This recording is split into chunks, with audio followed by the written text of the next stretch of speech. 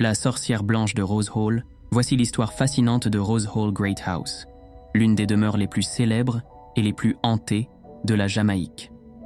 Rose Hall Great House se trouve près de Montego Bay, sur la côte nord de la Jamaïque. Elle fut construite vers 1770 par George H., un riche planteur britannique.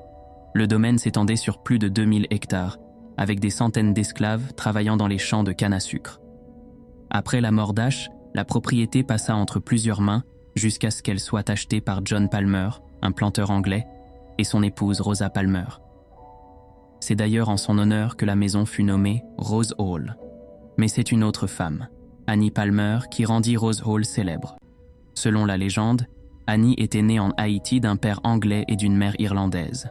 Après la mort de ses parents, elle fut élevée par une nourrice haïtienne qui lui apprit la sorcellerie vaudou.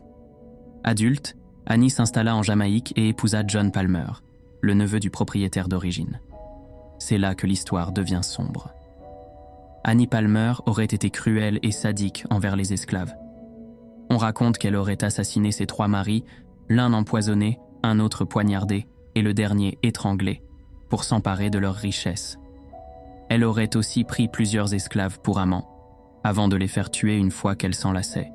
Les esclaves, terrifiés, l'auraient surnommée The White Witch of Rose Hall, la sorcière blanche de Rose Hall, en raison de sa peau pâle et de ses pratiques occultes.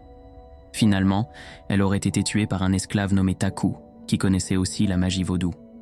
Mais avant de mourir, Annie aurait lancé une malédiction sur la maison, jurant qu'aucune âme ne trouverait la paix entre ses murs.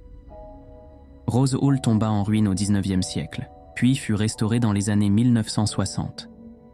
Depuis, de nombreux visiteurs et guides affirment avoir vu des apparitions d'une femme en blanc, des bruits étranges et des pleurs dans la nuit, des objets qui bougent seuls, et même des ombres dans les miroirs ou les escaliers.